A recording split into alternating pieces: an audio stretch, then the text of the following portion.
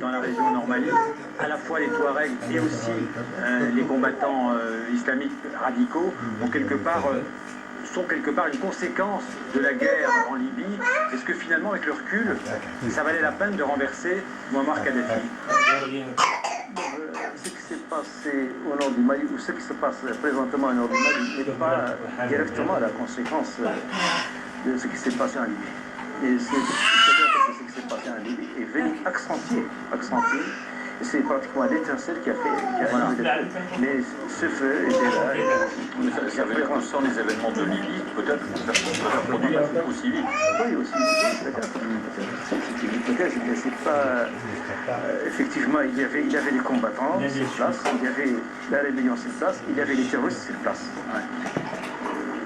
C'est vrai que ça a été peut-être le catalyseur ou bien l'étincelle qui a fait allumer rapidement le feu. Mais malgré tout, avec le recul, le fait d'avoir chassé Kadhafi du pouvoir, c'était bon, Kadhafi, de toute façon, bonne décision. C'est une décision. Ouais. Je ne dirais pas que c'est une bonne décision ou pas. En tout cas, nous, pour le peuple libyen, la situation, en tout cas la situation en Libye n'est pas meilleure.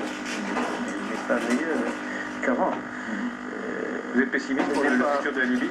Bon, pour le moment, quand même, nous ne sommes pas rassurés. C'est pas que nous sommes pessimistes, mais nous ne sommes pas rassurés parce que ce qui se passe en Libye. Effectivement, Kadhafi et son régime ont fait subir beaucoup de choses. Les Libyens en ont beaucoup souffert, et même les pays voisins aussi ont souffert de la gestion de Kadhafi, de son pays et des affaires de la région. Mais ce qui s'est passé en réalité... Ce qui s'est passé en réalité aussi n'a pas arrangé les choses aussi, d'accord. Ou en tout cas, ce que nous voyons n'arrange pas les choses. Est-ce que la Libye, le Nord-Mali, tous ces foyers qui s'allument un peu les uns après les autres, font peser sur toute la région un scénario à l'Afghanistan, par exemple? Est-ce que ça, c'est une hypothèse que vous envisagez sérieusement? Oui, on l'a souvent envisagé, et même avant l'affaire de la Libye. On a toujours appelé ces États, on a toujours discuté à chaque fois. J'en ai discuté avec les chefs d'État concernés. Et je me suis souvent inquiété de cette situation. Et d'ailleurs, ça a débordé, ça a touché le Nigeria. Parce que ce qui se passe au Nigeria est le fait de ce qui s'est passé au nord du Mali. Parce que les gens qui agissent actuellement au niveau du Nigeria, qui sèment la terreur au niveau du Nigeria, ont été formés. Vous voulez parler de Boko Haram? Ont été formés pour la plupart au nord du Mali. Ils ont été suivis, on savait qu'ils étaient en formation là-bas. Donc ils sont partis au Nigeria, ils sont revenus maintenant au Mali. Revenir au Mali, je ne sais pas est-ce qu'ils sont revenus, mais en tout cas, ils ont quitté le Mali, ils étaient au nord du Mali, ils ont quitté le nord du Mali pour aller agir au Nigeria. Et si la communauté internationale n'agit pas vite, je crois que la situation va s'aggraver et pourrait toucher même d'autres pays. Effectivement, tous les ingrédients sont là pour faire du Mali un Afghanistan. Mais alors, une sorte d'État Al-Qaïda en plein milieu du Sahel. Vous savez, maintenant, toute la partie nord est entre les mains des terroristes. Il paraît même qu'ils ont désigné certains gouverneurs de certaines régions. Alors, de toute façon, s'ils n'en ont pas désigné quand même, c'est eux qui dirigent, c'est eux qui font la loi. Une des conséquences pour votre pays de la crise au Nord-Mali, c'est qu'il y a beaucoup de réfugiés maliens actuellement sur votre territoire, entre 60 et 70 000. Comment vous occupez-vous d'eux et quel est leur sort, leur situation à moyen terme? Effectivement, nous avons accueilli quelques dizaines de milliers de Maliens sur notre territoire et on ne pouvait d'ailleurs ne pas le faire. Pour plusieurs raisons d'ailleurs. Nous avons quand même le devoir de les recevoir chez nous. C'est des populations qui sont victimes un peu de cette guerre. Il fallait vraiment les recevoir, il fallait les aider.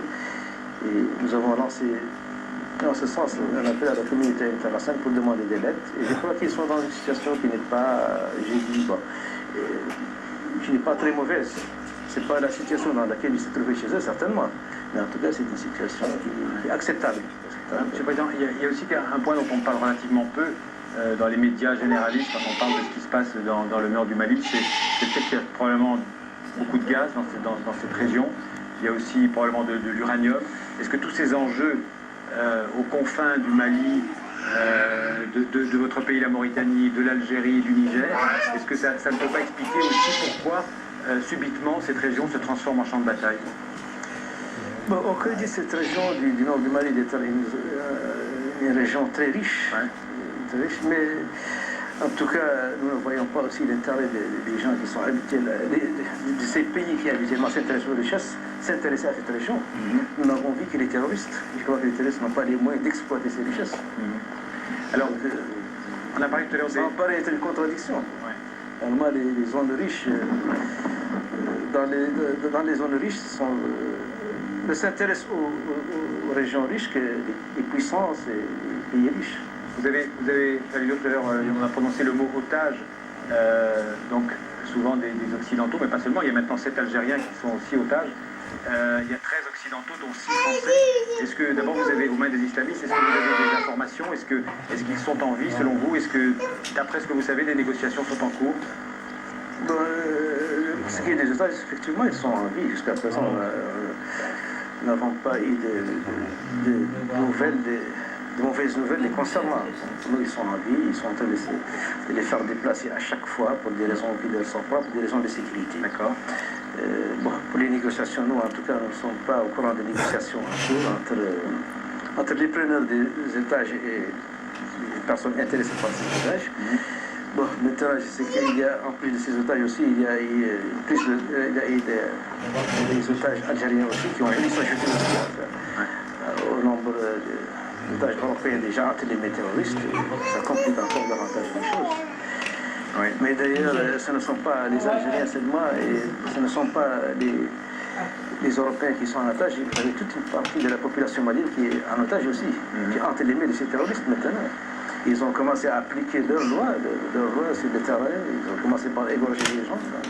C'est pratiquement, les otages maintenant se comptent par centaines de milliers, mais pas par dizaines. Alors, à propos on revient à la Libye, avec peut-être une question d'Isabelle Mandreau concernant celui-ci. Oui, Monsieur le Président, il y a quelques semaines, vos services ici en Mauritanie ont arrêté Abdallah Al-Sanoussi, l'ancien chef du renseignement de colonel Kadhafi. Il se trouve toujours sur votre territoire, il est réclamé à la fois par la Libye, la France et même pour la Cour pénale internationale. Quelle est votre décision? Parce que vous avez reçu une délégation libyenne qui a tout de suite clamé en disant on va le ramener au pays. Quelle est votre décision parce qu'il est toujours ici? Effectivement, il a été arrêté en Mauritanie. Il est en Mauritanie et c'est un citoyen libyen, c'est pas un Mauritanien. C'est un citoyen libyen demandé par la justice de son pays, demandé par la France, demandé par la CPI. La Mauritanie est en train d'étudier ce problème profondément. On n'a pas encore pris une décision. Donc, son dossier est à l'étude. Qu'est-ce qu'ils ont fait? Nous avons un certain nombre de questions à lui poser dans un premier temps et nous n'avons pas encore fini avec lui et une décision sera prise. On sait aussi qu'il est en mauvaise santé. Bon, il était déjà en mauvaise santé, il s'est traité. Il est soigné ici en Mauritanie. Actuellement, il ne souffre pas trop. Bon. Et les questions que vous avez... À son arrivée en Mauritanie, il s'était déjà traité. Et nous l'avons fait visiter par des médecins. D'accord. Sa situation est stationnaire. Donc, n'est pas inquiétante. On peut imaginer, Monsieur le Président, que les questions que vous avez à lui poser ont trait avec la sécurité de votre État. Oui, avec la sécurité de votre État et avec d'autres États certains. De toute façon, son dossier est à l'étude au niveau de la justice mauritanienne. Dès que la justice aura terminé avec lui, une décision sera prise. Et la délégation libyenne est allée un peu vite en besogne. Alors quand elle a annoncé nous allons ramener Al-Sanoussi... Mais ça c'est la délégation libyenne. En tout cas nous on n'est pas allé vite en besogne. On l'a arrêté, on l'a mis en sécurité, on a commencé à l'interroger et on continue à l'interroger. Les Libyens, ils ont fait leur déclaration, c'est leur déclaration. On peut passer à la situation politique dans votre pays, si vous le voulez bien, Monsieur le Président. Les élections législatives et municipales ont été plusieurs fois reportées. Est-ce qu'elles vont bientôt avoir lieu? Est-ce que vous avez déjà fixé une date pour ces élections? Effectivement, nous avons les élections législatives et municipales devaient se passer depuis l'année dernière. Mais à la demande de la coordination des partis de l'opposition, une demande globale de cette coordination et une demande aussi individuelle de chaque parti de reporter. On a accédé à cette demande. Ensuite, on est entré en négociation avec une partie de ces partis politiques de l'opposition pour essayer de revoir un peu certains points qui leur paraissaient pouvoir faciliter un peu la gestion du pays dans sa globalité. Et nous avons accédé donc à cette demande. On est entré en dialogue avec ces partis de l'opposition. On a arrêté donc certains changements, aussi bien dans le cadre de ce dialogue, qui ont même touché la Constitution. Oui. La Constitution. Et puis, nous avons aussi décidé de reculer les élections. Pourquoi? C'était parce que nous sommes en train de remettre de l'ordre dans notre état civil, qui était un état civil volatile, très volatile même. Donc, nous sommes en train de passer, nous sommes en train de, à l'état civil même, nous sommes en train de passer à un état civil. Ils permettront après de faire des listes électorales. On est en train de passer à l'état civil biométrique, donc plus conséquent, plus juste et plus transparent aussi. Nous sommes en train de le faire et dès qu'on l'aura terminé, les élections pourront se passer très rapidement. Mais à quel horizon? Nous ne retardons pas les élections pour le plaisir de les retarder, mais pour qu'il y ait le maximum de transparence, pour que les élections ne puissent pas être attaquées par qui que ce soit. À la fin de l'année Pardon? À la fin de l'année, d'ici la fin de l'année? Peut-être bien avant la fin de l'année d'ailleurs. Alors, Monsieur le Président, tout le monde arabo-musulman a été secoué par ce qu'on a appelé le printemps arabe. Est-ce que la Mauritanie est à l'abri d'un printemps arabe? On sait qu'il y a par exemple dans votre pays le parti Tawassoul, qui est un parti islamiste. Est-ce que vous avez des négociations avec ce parti? Est-ce que les revendications de ce parti pourraient amener, à un moment donné ou à un autre, un printemps arabe aussi en Mauritanie? C'est quelque chose que vous craignez? Nous ne craignons pas un printemps arabe en Mauritanie. D'abord, les pays qui ont connu ce printemps arabe, c'est des pays où il n'y a pas de démocratie. Il n'y avait pas de démocratie, il n'y avait pas de liberté de presse, il n'y avait pas de droit, les partis étaient très limités, où il n'y avait même pas de partis parfois. Et il y avait des prisonniers politiques, il y avait la mauvaise gestion, il y avait énormément de choses. Donc tous ces mots donc, ont contribué à ces révoltes et à ces révolutions dans ces pays. Mais alors, il y a une autre raison. En ce moment, en Mauritanie, et même avant, du temps où les gens se demandaient la liberté de presse, demandaient la libération des prisonniers, demandaient des choses. C'est des choses que nous avons dépassées complètement en Mauritanie. Nous n'avons aucun prisonnier politique. La liberté de presse est totale, la liberté d'expression est totale. Toutes les libertés sont garanties. Alors, les gens manifestent à longueur de journée, c'est les principales artères de la vie de leur shop. Ils ne voient même pas de policiers. C'est vrai qu'il y a des manifestations que vous avez laissé se dérouler. Il y avait quand même beaucoup de ces manifestations. On encourage même les manifestants, les gens qui voudraient bien le faire, on les encourage. On ne laisse pas manifester, mais on les autorise. À chaque fois qu'ils demandent, on les autorise.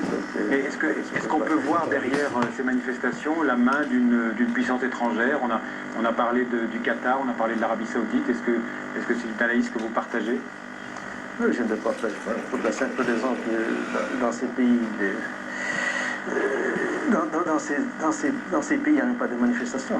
Comment se fait-il qu'ils pourraient encourager des manifestations dans notre pays? Ça s'est vu ailleurs. Ça m'étonne. En tout cas, nous ne le disons pas en Mauritanie.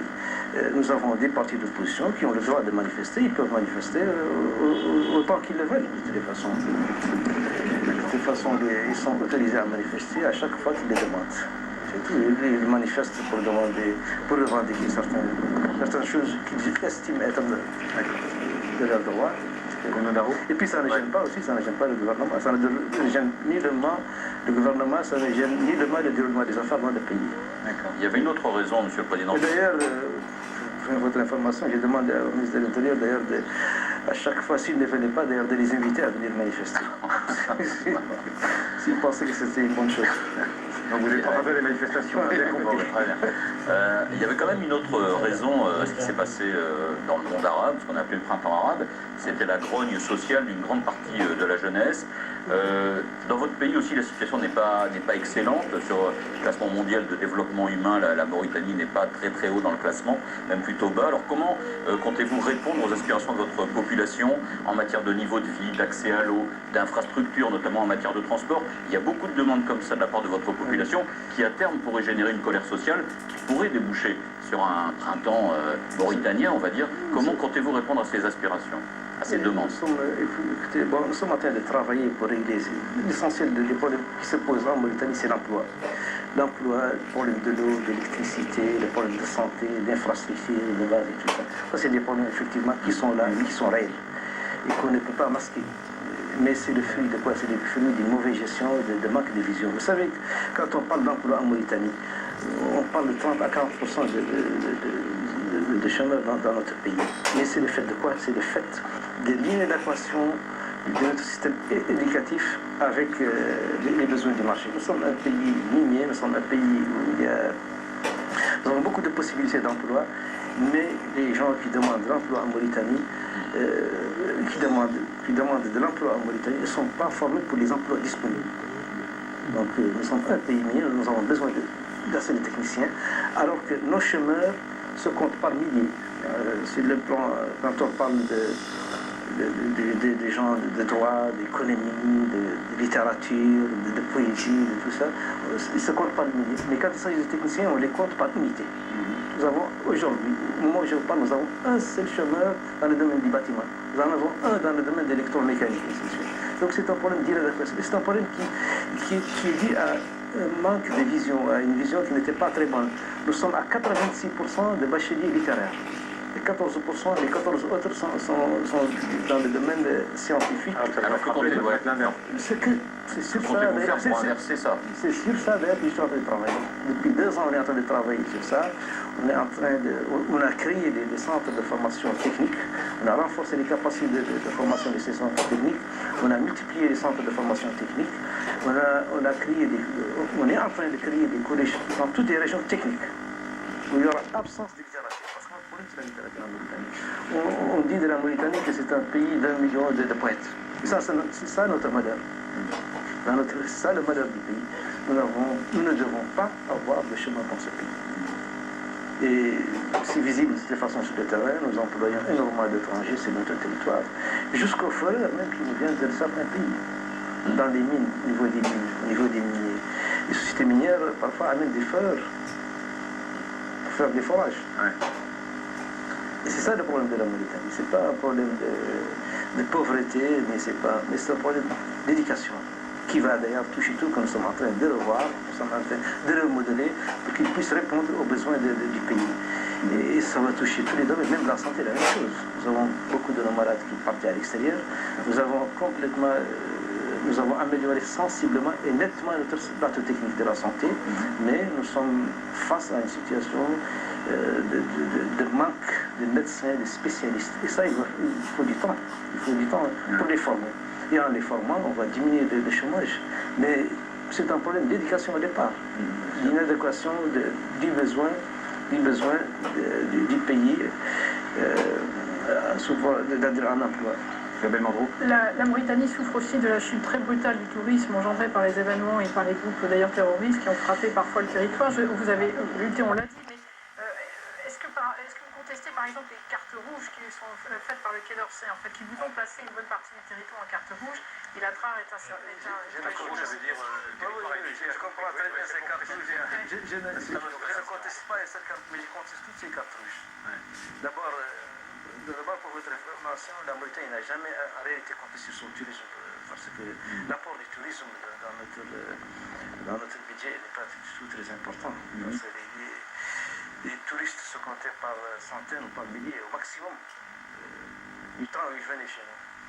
Mais en tout cas ici, la seule chose que je pourrais me dire, c'est que la situation s'est sensiblement améliorée et que d'abord en Mauritanie, il n'y a jamais eu de base de terrorisme en Chine. Il n'y a jamais eu de base de terrorisme parce que je suis quand même parfois sidéré quand je vois sur certaines cartes, quand on parle de la présence des terroristes dans la région du Sahel, on met la Mauritanie en rouge en partie. Il n'y a jamais eu de présence effective, ni de présence physique des terroristes en Mauritanie. Donc vous dites que les seuls terroristes que nous avons, ils sont en prison. Ils soit sur le territoire malien, soit pris à l'entrée en Mauritanie. Donc il y a quand même eu les touristes français qui en 2017, je pense, qui ont été... Oui, mais en 2007. Oui, d'accord. Moi je parle de... Peut-être la situation s'est aggravée. Non, mais les touristes français qui ont été assassinés en 2007, c'était des prisonniers que l'ancien régime avait mis en liberté. C'était des gens qui étaient en prison, des touristes arrêtés par les forces de sécurité, libérés par le système en place à l'époque, et puis ils sont allés commettre leur forfait. Ils sont actuellement en prison. Ils ont arrêté. Justement, Monsieur le Président. Mais il n'y a jamais eu de, et ça je tiens à le rappeler, il n'y a jamais eu de base militaire de terroristes en Mauritanie, jusqu'à ce jour. Et notre territoire est entièrement sécurité. Et les points par lesquels ils passaient ont été complètement neutralisés. Justement, Monsieur le Président, sur cette question des prisonniers, en fait, parmi les reconnus coupables du meurtre des Français, se trouvaient des hommes et 14 autres arrêtés qui se trouvaient dans la prison de Nouakchott ont disparu. En fait, on est venu les chercher en pleine nuit. Est-ce qu'il y a une prison secrète aujourd'hui en Mauritanie, puisque les familles ne savent plus du tout ce qu'ils sont devenus? Ces 14 personnes, évidemment, étaient soupçonnées et accusées de terrorisme. Où se trouvent-elles? De toute façon, il n'a pas disparu. Il n'y a pas de prison secrète en Mauritanie. Il n'y a pas de Guantanamo mauritanien, comme dit la presse. Bon, la presse, vous savez, les journalistes peuvent dire n'importe quoi. D'accord. Merci. Non, je tiens quand même à expliquer un peu, à répondre à cette question plus clairement. Vous savez, ces 14 ont été jugés et condamnés à la mort. Les gens qui attendent l'exécution normalement, d'être exécutés. Parce que la justice a décidé ainsi. Il se trouve qu'ils étaient à Nouakchott et qu'ils continuaient à communiquer, à recruter et à créer des situations qui favorisaient le développement du terrorisme chez nous. Et une décision a été prise de les mettre de côté, de les isoler complètement, c'est tout, pour ne plus leur permettre de nuire au pays, c'est tout. Oui, ils sont en vie, ils sont en bonne santé, et de toutes les façons, le CICR voulait s'enquérir de la situation, on est prêt à les recevoir et à les... Donc ils sont au secret, mais ils sont en bonne santé. Ils sont au secret pour leur sécurité, pour la sécurité du pays. Mais les familles n'ont aucune nouvelle. Et leurs affaires ont été rendues aux familles d'ailleurs, donc c'est un peu angoissant pour elles, on peut l'imaginer. Non, ils savent bien qu'ils sont dans une très bonne situation, ils sont en bonne santé. Leurs parents n'ont jamais demandé à les visiter. Mais donc il n'y a pas de prison secrète dans votre pays, mais on peut mettre des gens au secret.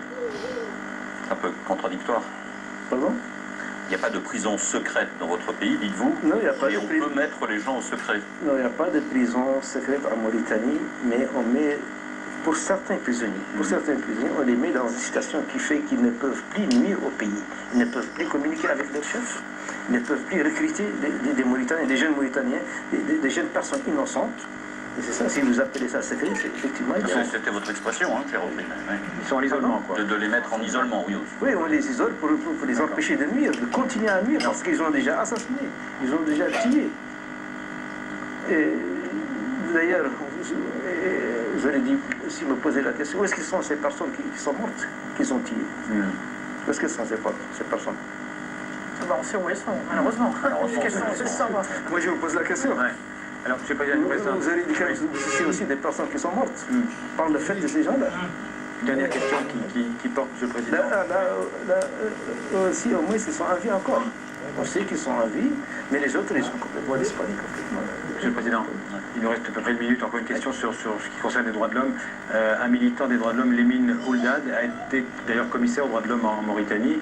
Il a été accusé de détournement de fonds publics. Il est en prison depuis 1 an et demi. Et en France, des élus réclament qu'il soit libéré, soit jugé, qu'il y ait un procès. Est-ce qu'il sera bientôt jugé? Actuellement, de cette façon, il n'est pas en prison parce qu'il est un militant des droits de l'homme. Il est en prison parce qu'il aurait détourné de l'argent destiné aux pauvres. D'accord. C'est ça la raison pour laquelle il a été mis en prison. Et la justice, il est entre les mains de la justice qui est en train de traiter son problème. Et je crois qu'en France aussi, on ne doit pas s'intéresser parce que nous avons plusieurs centaines de gens qui sont dans son cas, qui sont prisonniers parce qu'ils ont détourné de l'argent. En tout cas, en France, il y a des dizaines de députés qui s'intéressent à son cas. Mais pourquoi ils ne s'intéressent qu'au seul cas d'Ouldad? Il y a plusieurs cas en Mauritanie. Il y a plusieurs personnes. C'est un militant connu des droits de l'homme. Mais il y a d'autres militants qui sont connus et il y a d'autres. De toute façon, ils sont en prison comme lui. Il cohabite avec lui. D'accord. Bien parce qu'il a fait un séjour en France. Vous voulez dire qu'il y a d'autres militants des droits de l'homme qui sont en prison selon... Ou pas des droits de l'homme, ou qui n'ont rien à voir avec les droits de l'homme. D'accord. ils sont des finances peut-être, des travaux publics, mais qui sont en prison parce qu'ils ont détourné l'argent du contribuable mauritanien, c'est tout, c'est la seule raison. Et puis, le gouvernement n'a rien à voir avec son cas. Il est en détention préventive, et à chaque fois, son jugement est programmé. Ce sont ses propres avocats qui essaient de retarder par des manœuvres dilatoires. D'accord. Écoutez, ce sera le mot de la fin. Je vous remercie, M. le Président, de nous avoir accueillis ici à Nouakchott. Merci beaucoup. Merci, M. le Président. À vous deux, et puis on se retrouve la semaine prochaine pour un nouveau numéro d'International. Bonne semaine à tous. Et merci encore. Merci.